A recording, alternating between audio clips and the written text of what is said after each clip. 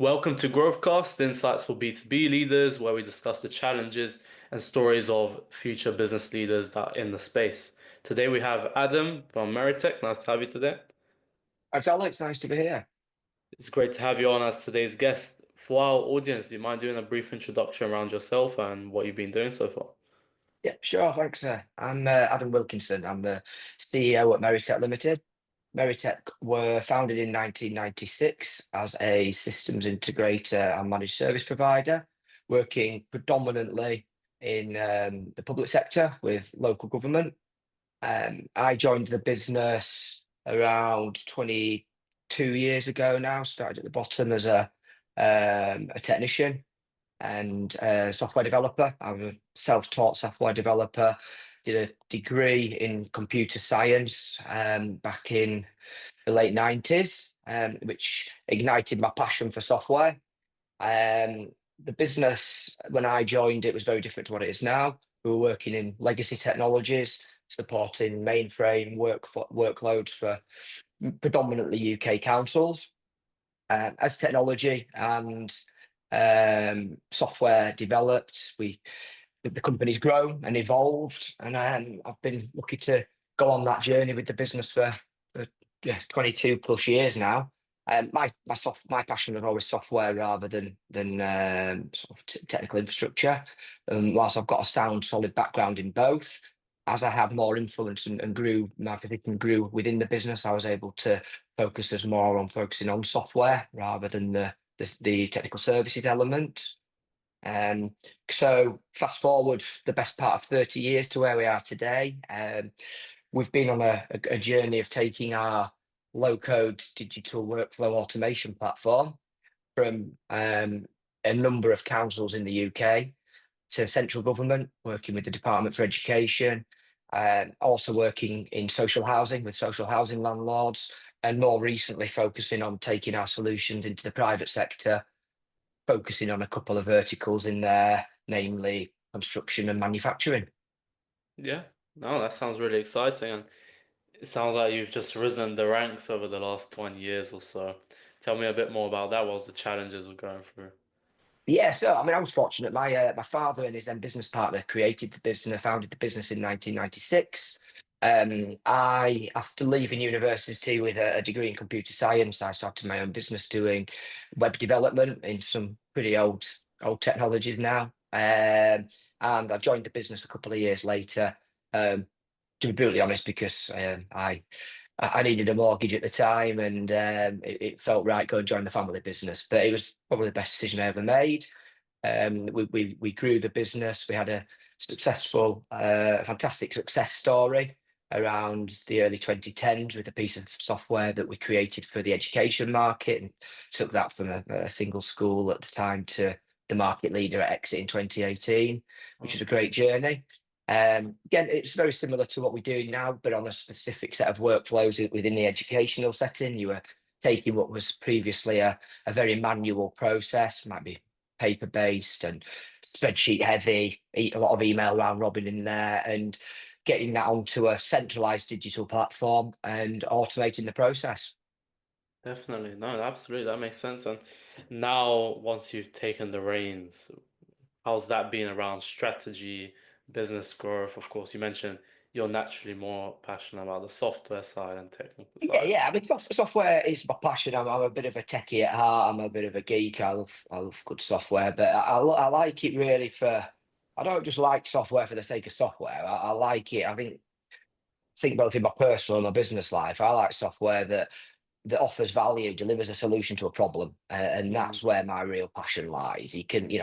Don't install software or technology of any type just for the sake of technology. Don't throw technology at it. You want to see what's the value you're deriving from it, what's the benefit you're going to get from it, and that's really my passion. Now, I think sort of challenges I've had as I've sort of grown through the business. It's been um, predominantly, I guess, around extracting myself from the day to day, because being now Meritech's longest standing employee, I know everything that goes on in the business really, which is great. But from an operational perspective, I needed to make that jump and from working in the business to working on the business.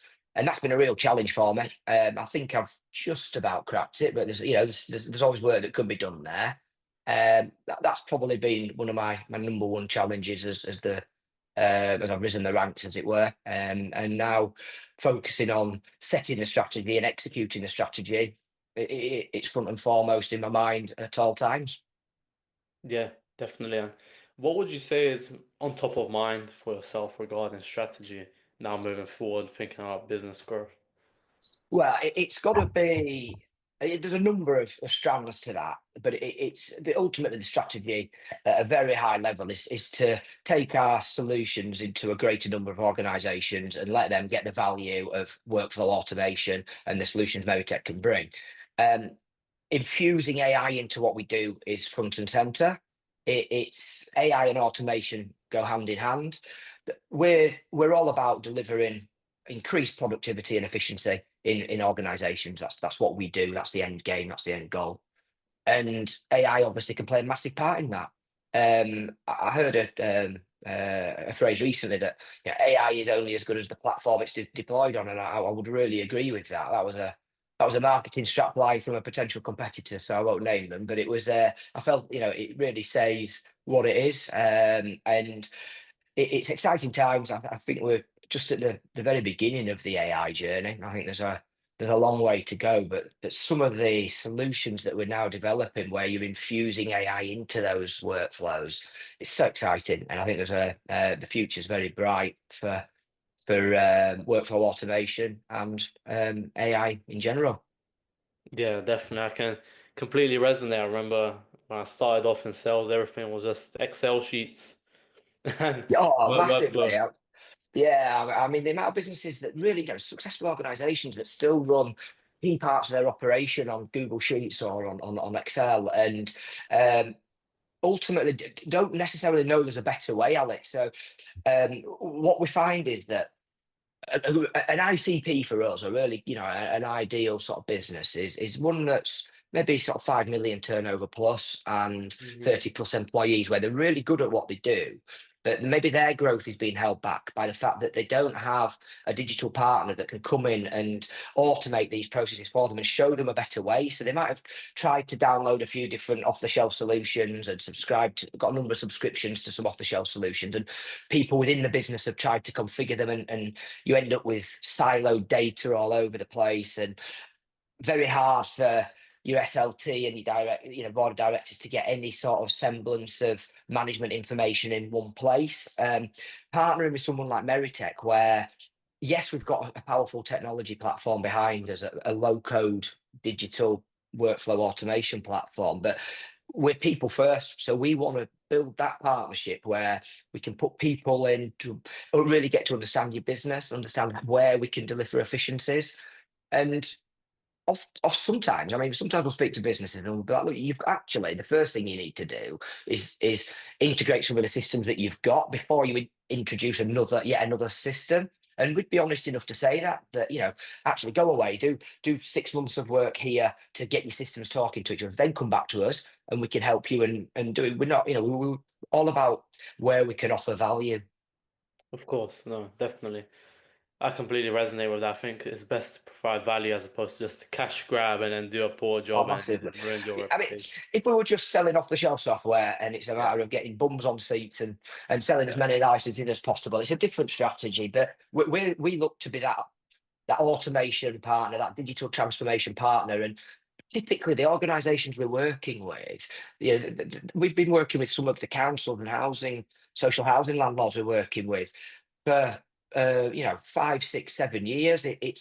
This time of year is quite busy for us, Q1 on renewals, and I'm working on renewing a number of contracts at 4+ year contracts with customers that have already renewed 4+ year contracts with us, because Yeah. they see the value of having that partner that is ready, willing, and able to work with them. And sort of one of the USPs that I feel we have, above and beyond our people, is that we own the IPR within the platform, and therefore we own the development roadmap, which means that um, if there's something that our customers want, we can develop that for them. Yeah. And our roadmap is almost exclusively fed by requests from customers for new features, new integrations to different systems. So yeah, it's an exciting time for us. We have had just we spent the majority of our sort of nearly 30-year history now, up until a couple of years ago, in the public sector, I should say. We were very sort of green and immature, if I'm honest, around marketing and sales.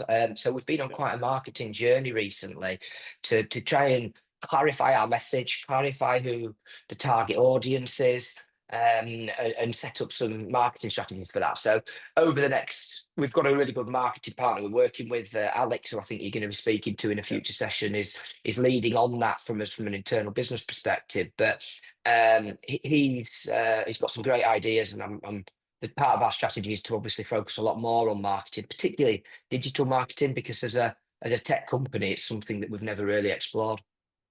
Yeah, no, definitely. I completely agree. I think digital marketing is the way forward. And spoken of Alex already, we'll do an episode specifically on how you guys are focused on that. I'm looking forward to seeing that one. Yeah, definitely. I'm sure the audience will get a lot of value from it. And possibly yourself, you might not know what he's 100% I'm working on sure I either. will. I'm sure I will with his and your experience. I'm sure I'll learn a few things from that one. So, as I say, looking forward to it. Definitely. But just to rewind a bit, you mentioned your renewing contracts are 4 years plus, right? Yeah, yeah. In today's market where a lot of organizations are even hesitant to do 6 to 12 month contracts because they've either been burnt or etc. They Yeah. don't see the value. How are you signing on 4 year deals? The proof is in the pudding, Alex, if I'm honest. So these guys have worked with us for a number of years. They know that we are a trusted digital transformation partner. They know that if I'm brutally honest, we often over deliver, but that's Hmm. just inherent to what we do. We're people first and technology second, but you put those two together, and it's a very powerful message.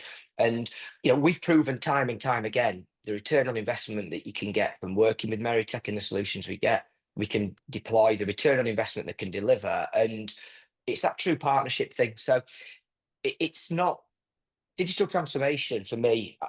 It isn't. It isn't just a project, a one-time thing.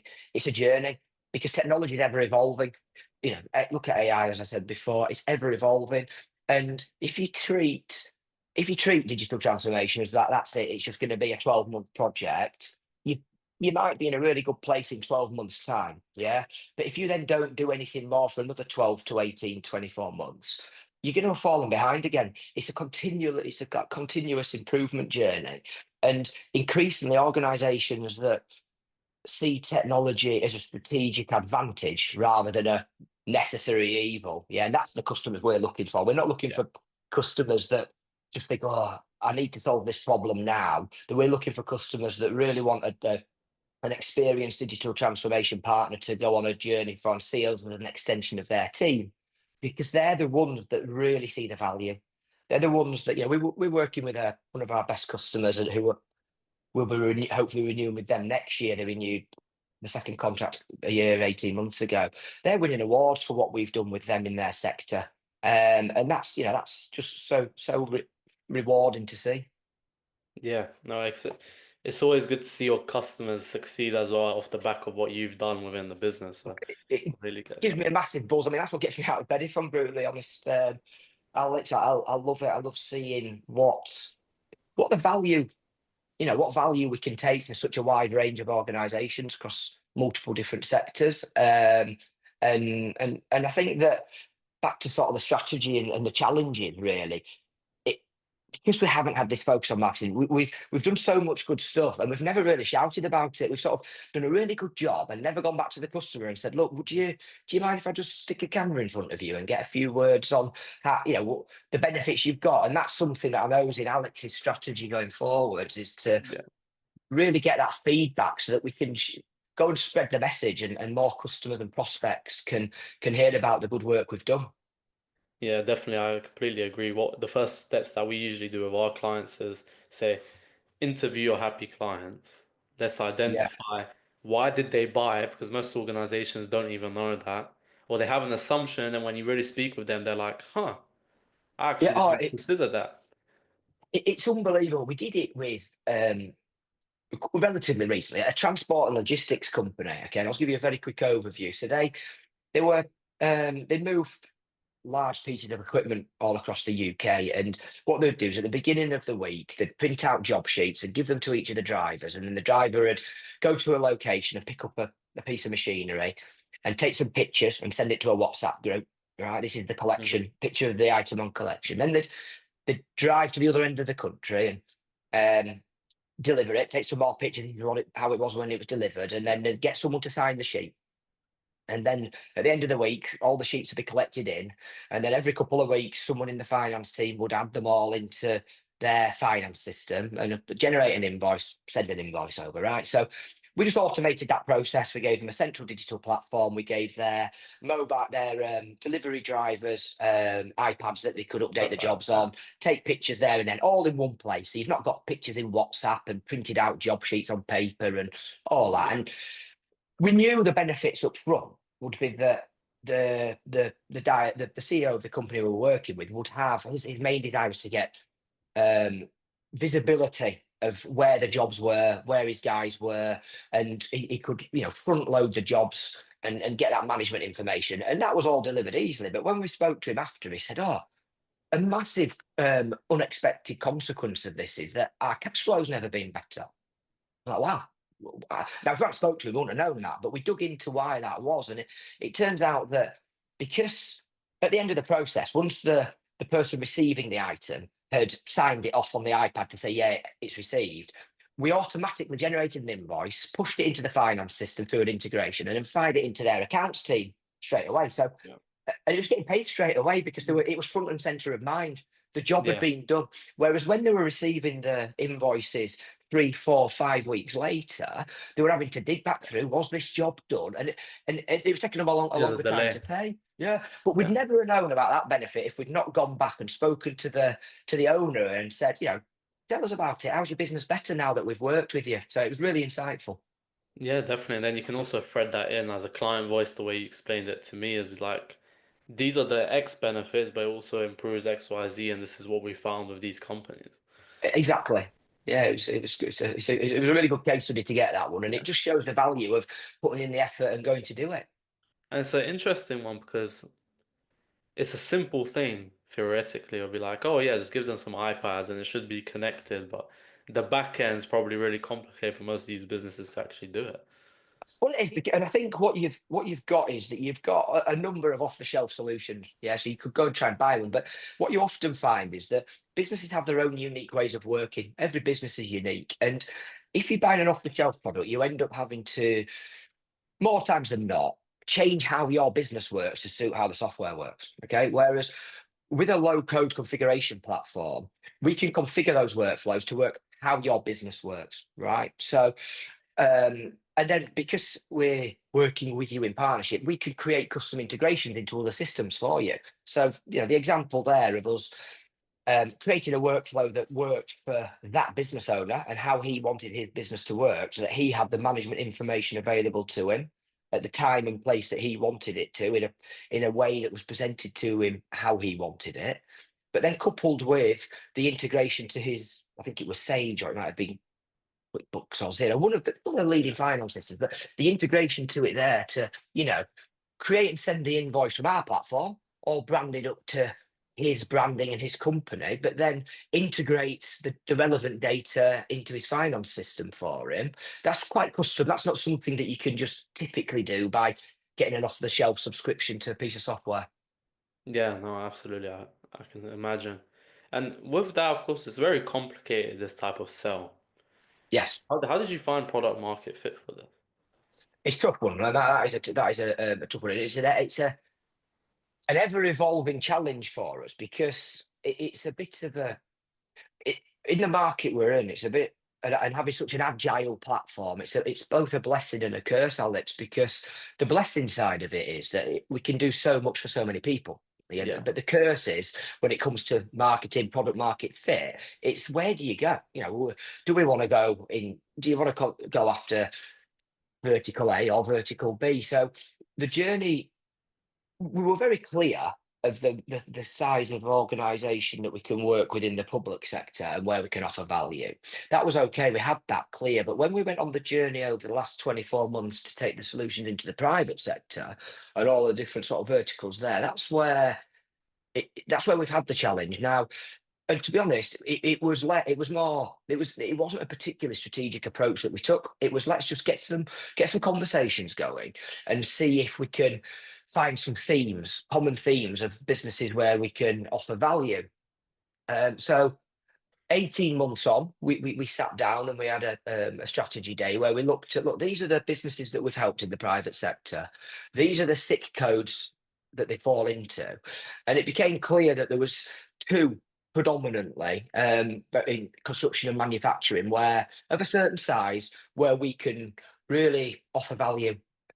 So it was that's it's been a good journey to go on, and we could start to focus on marketing there. But we're also having quite a few conversations in legal as well. There's a few solutions that we're looking to take to legal. So the product See them market needing fit your help. is ever evolving. Yeah. Yeah, no, definitely. I can see them needing your help. The amount of lawyers I deal with, and they say, "Can you print this out, please, and sign?" Yeah, it's. I mean, I think there's obviously some regulation around Oh, what needs a wet signature, as it were, in the legal yeah. world.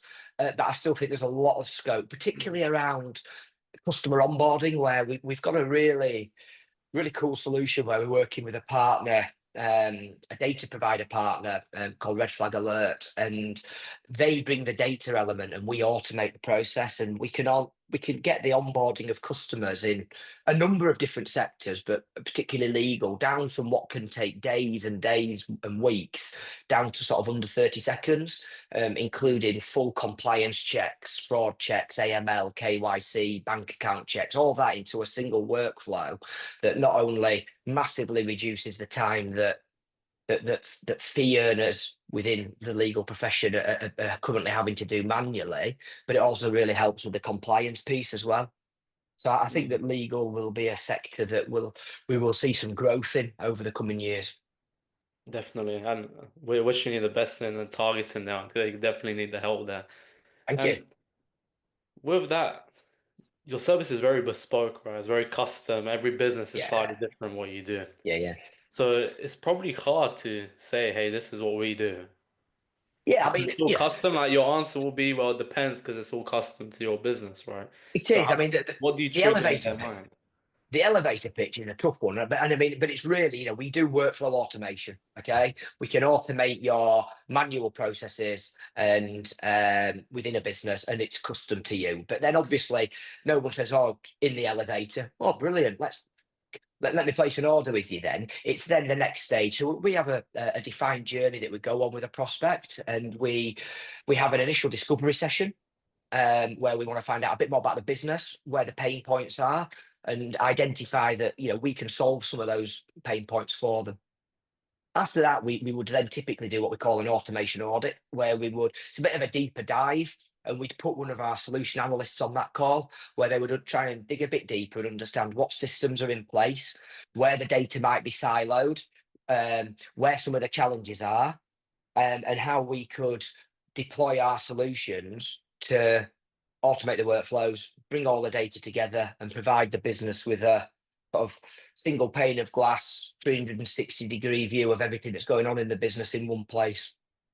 Definitely. That makes more sense, educating them through the actual sales cycle. Yeah, it's quite a consultative sell, if I'm Yeah, honest. Sell it. You need to be able to strike up a relationship, get a conversation going, and dig deep into it. So our ICP, they need to be willing and enthusiastic about going on a journey, because digital transformation for me, it's not just technology, and at least 50% of the challenge is the transformation of people within an organization. So you yeah, need buy-in from the very top, because they're the ones at the top of the organization, at the business, that need to bring the rest of the employees, the team within the business along for the journey, and they need to be clearly um, sort of giving out the messages to the business of why we're doing it, and the advantages to each and every employee within the business of why their job will become better, their day-to-day work life will be easier.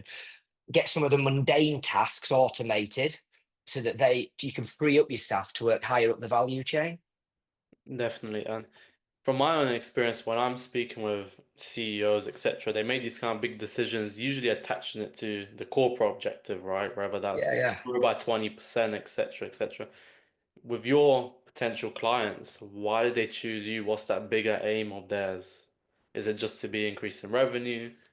Yeah, I mean, there's other things. I think a lot of it comes down to increasing efficiency and productivity through um, digital transformation, workflow automation, and then ultimately that will feed through to, if you've got more efficiency within the business, it should feed through to greater turnover and product and profitability.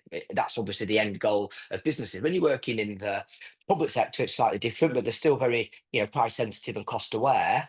But they can hopefully look at increasing customer experience. So if you're a local council or a social housing landlord, you want to be deploying technology that can increase the customer experience of your residents and tenants, Yeah, whilst also making sure that the efficiency in the back office is front and centre. definitely. That absolutely makes sense. And you've been through quite a journey the last few years. I'm sure there's been some other challenges that might have aroused or come up. Tell me a bit more about that. What challenges have you faced? How have you overcome them?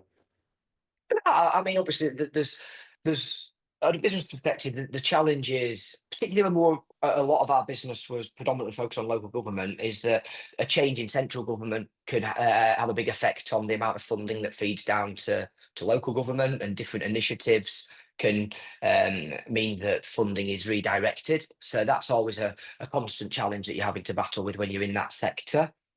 The challenge that we've already touched on around how we market into the private sector is a challenge that we're facing up to and continue to go on a journey with.